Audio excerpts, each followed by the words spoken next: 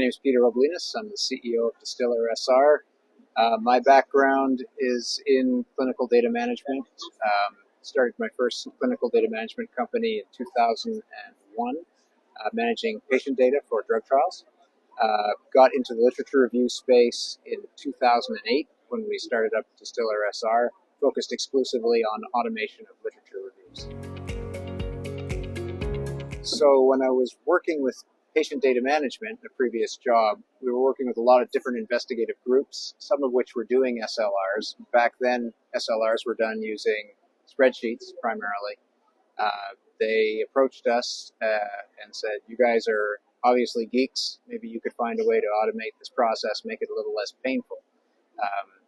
The way they described the amount of paper involved in the process was to say, if the stack of PDFs on my desk were to fall over, I might be killed by it. So it kind of drove home that this was a process that needed to be automated. And when we looked at it, there was a lot of easy wins to be done in process automation for lit reviews. There was no commercially available product at the time to do this. We were the first ones to market. So this is what got us into the space. The space was primarily academic research at the beginning, but then as the regulatory agency started mandating literature reviews and so on, it became a much broader market and an area where we've focused in on applying AI. We did our first AI demo in 2011 at a conference symposium, put it in the product in 2016, and obviously with Gen AI coming out, integrating that into the product as well. But it's a key tool in the overall package. But fundamentally, workflow automation is still the most important aspect of it. The AI is I don't want to say generic, but it is an almost toolbox type of application that just fits into the overall workflow. So that's where we've been focused on. Right. So we use it throughout the process. It's not a monolithic, ask AI to write my SLR for me.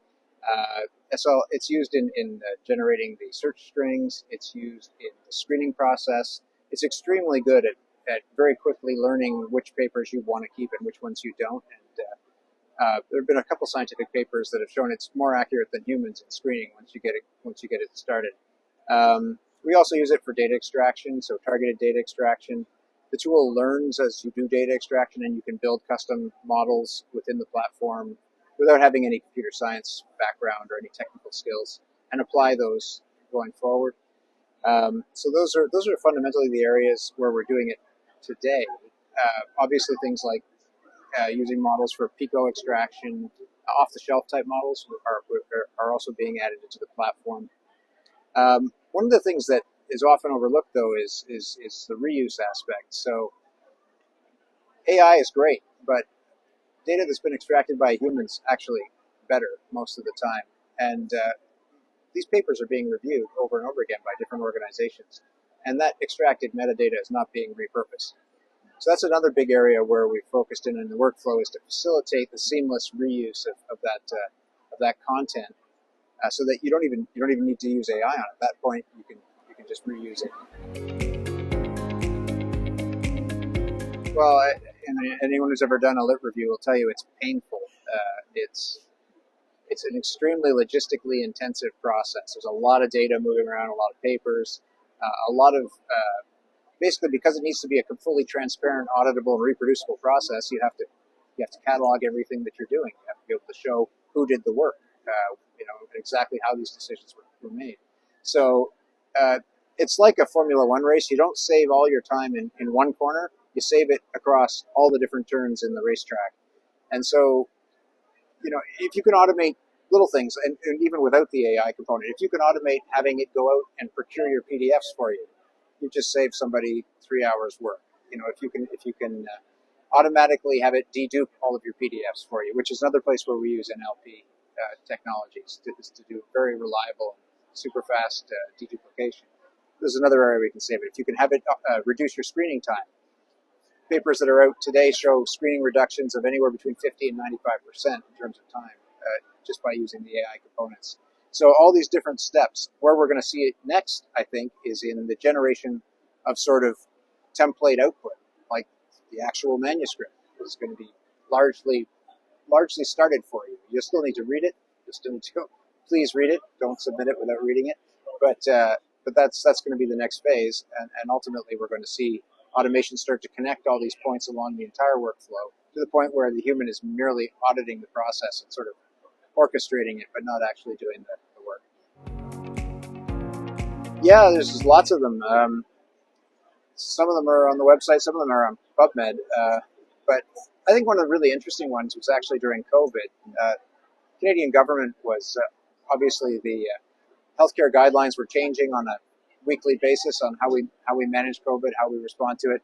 And the Public Health Agency of Canada was using the product to basically ingest all of the new COVID literature that was coming out, which was over 1,000 papers a day at some points.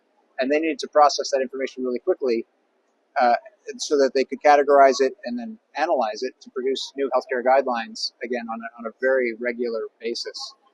And the only way they were able to do that was by using the Distiller platform with the AI components in it, because it'll basically, again, screening reduction times of over 90% in that case means you're reviewing out of the 1,000 papers, you're only reviewing 100, right? And so that was a great case study, and we're really proud of it. We provided Distiller to scientific research groups for free during COVID, so that if they were working on any sort of COVID-related products. But that was a very tangible case study. Yeah, I think we're going to get, as I mentioned earlier, we're going to get to the point where we're connecting all these dots. You know, where we use Gen AI, where we use declarative AI, where we use other automation processes, and we're going to automate the connection of those dots. So basically, we will establish the rules for our SLR. We will launch the SLR, we will monitor it and check to make sure it's working the way we anticipated that it should. But that SLR will largely just become self-perpetuating and it just continue to update itself on an ongoing basis, continuing to provide new outputs as new data becomes available. I think we are not very far from that being the truth.